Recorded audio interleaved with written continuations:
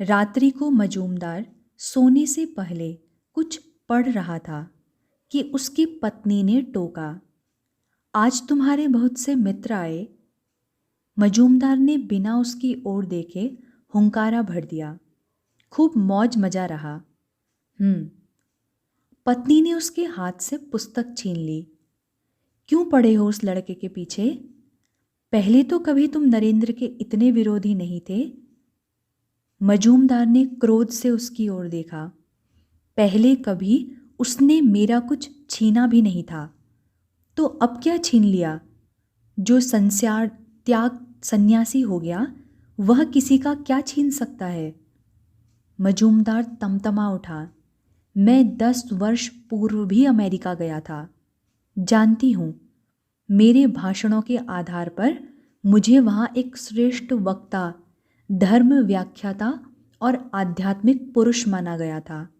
जानती हूँ, मैं एक समाचार पत्र का संपादक हूँ। मैंने एक पुस्तक लिखी है, द ओरिएंटल क्राइस्ट। वह पुस्तक अमेरिका में भी बहुत लोकप्रिय है। ज्ञात है यह सब मुझे, पत्नी झल्लाकर बोली। उसमें ईसाई धर्म का ही प्रचार है, हिंदुओं के पक्ष का उसमें कुछ भी नहीं है। हाँ, यही सब है तो उसने मुझे वहाँ लोकप्रिय बनाया।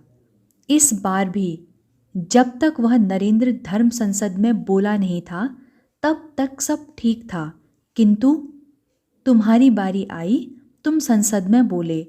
उसकी बारी आई, वह बोला। पत्नी ने कहा, तुम्हारा व्याख्यान उसके समान नहीं हुआ तो उसमें उस बेचारे की क्या गलती? उसने तुम्हें कोई गाली तो नहीं दी, तुम्हारी बारी तो नहीं छीनी, तुम्हारे विरुद्ध तो कुछ नहीं कहा। मजूमदार अपना संयम खो बैठा। भूसा भरा है तुम्हारी मुंडी में। उसने मेरी सारी ख्याति छीन ली, मेरा सारा महत्व समाप्त कर दिया। ऐसा हो गया कि मैं कुछ हूँ ही नहीं। जिसने मेरा अस्तित्व ही मिटा दिया, मैं उसे ऐसे ही छोड़ दूंगा क्या? नहीं, ऐसे ही छोड़ क्यों दोगे? झूठ बोलोगे, प्रवाद फैलाओगे और फिर धर्म और अध्यात्म की बातें करोगे। अध्यात्म में ईर्ष्या और द्वेष का क्या काम? तुम ईर्ष्याग्नि में जल रहे हो और पतन के करदम में गहरे से गहरे धंसते जा रहे हो। मेरे साथ शास्त्रार्थ मत करो। मजूमदार ने उसे धमकाया। मैं मोक्ष के लिए नहीं, यश और वैभव के लिए अमेरिका गया था। वह तो तुम्हें मिल ही रहा है। इंडियन मिरर देख लिया है ना? तुम्हारे अपने चचेरे भाई ने छापी है तुम्हारी यशोगाथा। मजूमदार का मुख आश्चर्य से खुल गया। चचेरे भाई ने क्या छापा है? पत्नी ने समाचार पत्र उसकी ओर बढ़ा दिया। पढ़कर अपनी ईर्ष्याग्नि बुझा लो। नहीं जानते तो मुझसे सुन लो।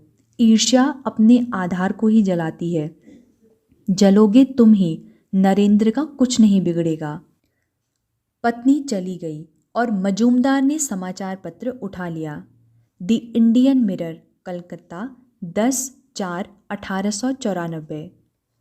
पैगंबर अपने देश में सम्मानित नहीं होता। यह एक साधारण बात है जो जीवन में प्रायः प्रमाणित होती है। यह पर्याप्त संदेहास्पद है कि यदि स्वामी विवेकानंद अमेरिका न जाते तो अपने जीवन में वे इतने सुविख्यात होते।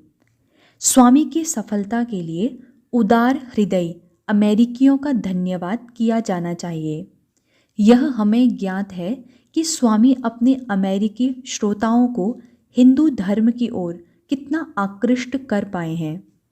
हम समझते हैं कि स्वामी की इस सफलता को देखते हुए एक अभिनंदन पत्र प्रस्तुत करके सभी हिंदू उनके प्रति अपनी कृतज्ञता ही प्रकट करेंगे। धर्म संसद के प्रबंधकों के प्रति भी अपनी कृतज्ञता प्रकट की जानी चाहिए। उनकी सहायता के बिना स्वामी अमेरिका में अपने कार्य के लिए पैर जमाने स्थान ही नहीं मिलता। हमें विश्वास है कि हमारे देश में हमारे सारे हिंदू भाई इस आंदोलन में हमारे साथ होंगे। स्वामी जी अभी भी अमेरिका में हैं। तनिक भी विलंब किए बिना यह अभिनंदन पत्र उनको वहीं भेजा जाना चाहिए। हमें अपने अमेरिकी मित्रों को भी ज्ञात करा देना चाहिए कि उन्होंने जो सद्व्यवहार हमारे एक हिंदू भाई के साथ किया है उसके प्रति हम अकृतज्ञ नहीं हैं। इन अभिनंदन पत्रों को तैयार करने में अब तनिक भी विलंब नहीं करना चाहिए और उसके लिए हमें अपने पूरे देश से हिंदू भाइयों के विचार एकत्रित करने चाहिए। 12 अप्रैल 1894 द इंडियन मिरर कलकत्ता। बौद्ध प्रतिनिधि धर्मपाल ने सत्य ही कहा है कि सारे हिंदुओं को अपने प्रतिनिधि स्वामी विवेकानंद को मिले सम्मान के प्रति गर्व का अनुभव होना चाहिए और प्रत्येक हिंदू परिवार से स्वामी को आशीर्वाद शुभकामनाएं भेजी जानी चाहिए। श्री धर्मपाल का विचार है कि धर्म संसद की सफलता का एक बहुत बड़ा कारण स्वामी विवेकानंद थे। डिट्रॉइट में एक विशाल आगार में विराट भोज का आयोजन था। लोग आ जा रहे थे, सबके हाथों में प्याले या प्लेटें थी। मिलना जुलना हो रहा था, हाथ मिलाना, गले मिलना, अभिवादन, हंसी ठट्टा। स्वामी भी उस भीड़ में एक ओर खड़े थे। उन्हें उनके कुछ अपरिचित प्रशंसकों ने घेर रखा था। अभी तक तो आप भले चंगे थे स्वामी, एक महिला ने कहा। अकस्मात ही आप इतने अनमने क्यों हो गए हैं? दूसरी महिला ने अपनी कोहनी मारकर पहली को सावधान किया। स्वामी ने उस गोपनीय चेष्टा को देख लिया और मुस्कुराए। मुझे भी कुछ ऐसा ही लगता है अनिद्रा ने मुझे कुछ शिथिल कर दिया है। तो आप एक कप कॉफ़ी पी लें, एक पुरुष ने कहा। निद्रा तो नहीं आएगी किंतु तंद्रा दूर हो जाएगी। हाँ, यही उपयुक्त उपचार है शिथिलता का। मैंने तो समझा कि आप समाधि की ओर जा रहे हैं, दूसरी महिला ने कहा। स्वामी हंसे। यह भी संभव है मैं कुछ अंतर्मुखी हो रहा हूँ। एक अन्य पुरुष कॉफ़ी ले आया। लीजिए कॉफ़ी, आप पीते नहीं तो मैं आपके लिए मदिरा भी ला सकता था। मदिरा न लाने के लिए आपकी कृपा को स्मरण रखूँगा। कॉफ़ी का कप पकड़ते हुए स्वामी बोले, मुझे क्षमा कीजिएगा, आपकी लाई हुई कॉफ़ी आपकी संगति में नहीं पी सकूँगा। हॉल के दूसरे सिरे पर मुझे कुछ और मित्र दिखाई दे रहे हैं, मैं उनको भी नमस्कार कर लूँ। क्यों नहीं, कॉफ़ी लाने वाले पुरुष ने कहा। यहाँ इतने लोग हैं, सभी आपसे मिलना चाहते हैं और स्वभावतः आप भी उनसे मिलना चाहेंगे। स्वामी कॉफ़ी का प्याला थामे चल पड़े। वे जैसे स्वयं को अकेला और उस जन समूह से पृथक सा अनुभव करने लगे थे। वे स्वयं समझ रहे थे कि वे अर्ध समाधि या सम्मोहन की सी अवस्था में हैं। उनकी आंखें अर्धोन्मीलित सी हो रही थी। आसपास के लोग उनकी चेतना से जैसे विलुप्त हो गए थे। बस एक छाया सी उनके साथ चल रही थी। वह छाया एक रहस्यमय वृत्त में घिरी हुई थी। सहसा उस वृत्त का विस्तार हुआ। स्वामी भी उस वृत्त की परिधि के भीतर आ गए। वह छाया और स्वामी किसी ऐसे लोक में थे जहाँ और किसी का अस्तित्व नहीं था और कोई नहीं था। स्वामी ने पहचाना, वह ठाकुर की छाया थी। स्वामी ने कुछ बोलने का प्रयत्न किया किंतु बोल नहीं पाए। बोलना आवश्यक भी नहीं था, वे पूर्णतः भाव विरोध थे। छाया के मुख से जैसे संगीत झनकृत हुआ। यह कॉफ़ी मत पीना, इसमें विष है, तुम्हारे प्राण लेने का षड्यंत्र किया जा रहा है। स्वामी ने प्रेम और कृतज्ञता के भावों में डूबे अश्रुपूरित नेत्रों से ठाकुर की छाया की ओर देखा। आप यहाँ भी मेरे साथ हैं गुरुदेव, मैं सदा तुम्हारे साथ हूँ। वह प्रकाश वलय विलीन हो गया, छाया विलुप्त हो गई। स्वामी की आंखें खुल गई। अब वे पूर्णतः सामान्य स्थिति में थे। कॉफ़ी का प्याला उन्होंने जूठे बर्तनों में रख दिया। पूर्णिमा की रात्रि थी। गंगा का जल उस चांदनी में जैसे पवन के हल्के झरोखों के साथ अटखेलियां कर रहा था। श्री माँ का मन भी उस चांदनी से एकाकार होने का हो रहा था। शायद उससे मन के ताप को कुछ शीतलता मिल जाए। ठाकुर होते तो उनके प्रश्नों के उत्तर देकर कब से उनके मन की उद्विग्नता शांत कर चुके होते। ठाकुर थे नहीं और उनके पुत्र सारे संसार में भिखारियों के समान भटक रहे थे। पहली क्या कमी थी इस भारत में भिक्षुओं की कि ठाकुर उनमें कुछ और की वृद्धि कर गए। जाने बेचारा नरेंद्र इस समय कहाँ होगा। उद्यान गृह से गंगा में उतरने की सीढ़ियों पर बैठी श्री माँ मुग्ध नेत्रों से गंगा की अद्भुत और अपूर्व छवि देख रही थी। माँ, तुम भगवान शिव की प्रिया हो।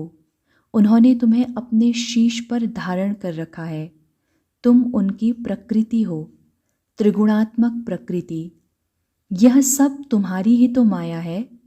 मन हो रहा है कि मैं भी प्रकृति के इस सुंदर दृश्य में घुल मिलकर तुम्हारा ही अंग बन जाऊं।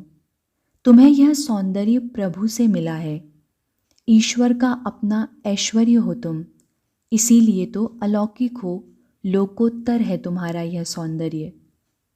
अकस्मात श्री माँ ने देखा कि ठाकुर उनके पीछे से आकर तेजी से गंगा जी में उतर गए। उन्होंने श्री माँ की ओर कोई ध्यान ही नहीं दिया। एक बार पलटकर देखा भी नहीं, जैसे श्री माँ वहाँ हों ही नहीं। ऐसी अनदेखी पर क्या। ठाकुर का वह चिन्मय शरीर गंगा के पवित्र जल में विलीन हो गया। डूबा नहीं, विलीन हो गया, घुल गया गंगा में। उसी का अंग हो गया, जैसे मनुष्य का शरीर ना हो, मिश्र की डली हो। यह क्या, वे भी तो अपने शरीर को इसी प्रकार गंगा में घोल देना चाहती थी और ठाकुर ने यहाँ भी आकर पहल कर दी। श्री माँ का सारा शरीर रोमांचित हो उठा। वे स्तंभित हो अपलक दृष्टि से एकटक निहार रही थी। कदाचित ठाकुर ने डुबकी लगाई हो, वे पुनः प्रकट हों, पर यह तो नरेंद्र था। यह यहाँ कहाँ से आ गया। ठाकुर तो अशरीरी हो चुके हैं, पर नरेंद्र ने तो अभी शरीर धारण कर रखा है। वह इस प्रकार शून्य में से कहाँ से प्रकट हो गया, कहाँ से आ गया। और तभी नरेंद्र ने जय श्री राम कृष्ण कहते हुए अपने दोनों हाथों में गंगा का जल चारों ओर अकस्मात एकत्रित हो गए अगणित नर नारियों के मस्तकों पर छिड़कना आरंभ किया। श्री माँ ने देखा कि असीम जन समुदाय उस जल के स्पर्श से उसी क्षण मुक्ति पा रहा है। यह दृश्य इतना सजीव था कि कई दिनों तक उनकी आंखों में समाया रहा। श्री माँ समझ रही थी कि उस समय सचमुच वह घटना घटित नहीं हुई थी। श्री राम कृष्ण और नरेंद्र का आना वे किसी भी प्रकार स्वीकार कर भी लें, किंतु रात्रि के उस समय जब घाट पर एक प्राणी भी नहीं था, इतने नर नारी कहाँ से एकत्रित हो गए। वह तो ऐसा था जैसा कोई दाता धन लुटा रहा हो और कंगाल भिखारियों को उनकी सूचना मिल जाए और वो किसी बड़े नद की बाढ़ के समान उमड़ पड़े। नहीं, वह घटना सचमुच नहीं घटी थी। वह तो ठाकुर ने जैसे उनके मन और कल्पना में प्रकट होकर उनके प्रश्नों का उत्तर उन्हें दिया था। उन्हें बताया था कि ठाकुर स्वयं क्या करने आए थे, उनकी लीला का प्रयोजन क्या था, नरेंद्र क्यों तप रहा था, उसका लक्ष्य क्या था, वह क्या करने वाला था। ठाकुर की लीला को वह प्रसारित करेगा। गंगा के जल के समान उसे तीनों लोकों में प्रवाहित होना है। यह सब देखने के लिए श्री माँ को भी यह शरीर धारण करना है।